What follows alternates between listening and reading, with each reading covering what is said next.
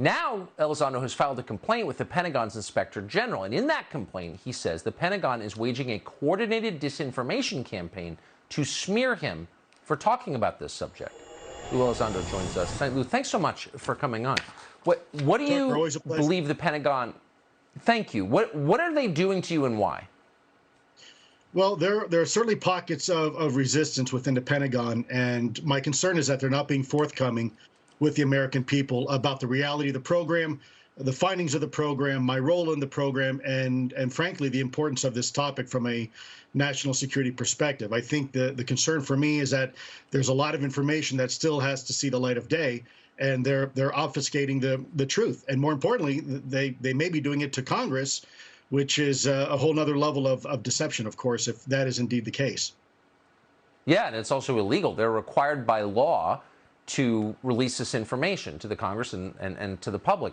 When can we expect that, and how convinced are you that they're going to be withholding critical information from that report? Yeah, two things with that, Tucker. The report can come out any day, probably anytime between next week and June 25th. Hopefully the report is what Congress expects and, frankly, what Congress deserves. But I'll tell you something of equal importance that I think our friends in Congress should probably be aware of, and that is the Public Affairs Office right now in the United States Pentagon is obfuscating and, more importantly, interfering with the Freedom of Information Act process. That is something that is in law. So I think that's something every American should be concerned with. Yeah, it's illegal, among other things, and wrong. What specifically do you worry they will omit from this report? Well, look, in the program ATIP that I was part of, we looked at a lot of things. Primarily, as most people know, the UAP, or the unidentified aerial phenomenon topic, and more importantly, the incursions into U.S. airspace.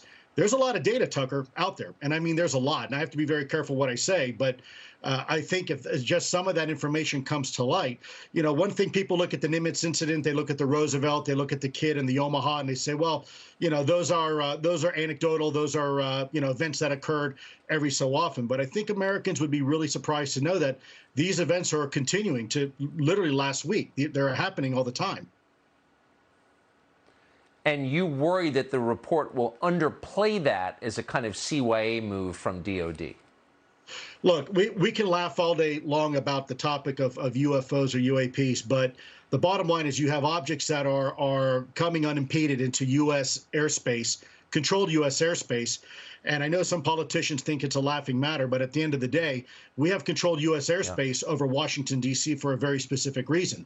If it's nobody's concern, then why are we spending millions of dollars protecting the airspace when these things have the ability to fly unimpeded in those airspaces? More importantly, you have men and women in uniform, brave men and women in uniform, that are reporting these things, and for some reason there's some people in I guess politics who don't think it's such a big deal. Last question: do you think if DOD does keep this information from the Congress and from the public, that some within the Defense Department will leak it, will tell us what they're hiding? I never condone leaking. I still have my security oath, and that's something I would never encourage anybody to do. I think there's a right way to do this, and I think so far is to have the conversation the way we've been having it and use the Inspector General process to our advantage. It's there for a reason, and the IG is there to conduct an evaluation and a fair assessment. Hopefully they do that. I have faith and confidence in the fine men and women that are in the IG shop, so let's hope that they do what they're supposed to do and they do the right thing. I hope you're right. We'll see you soon, I suspect. Lue Elisondo, thanks a lot. Yes, sir.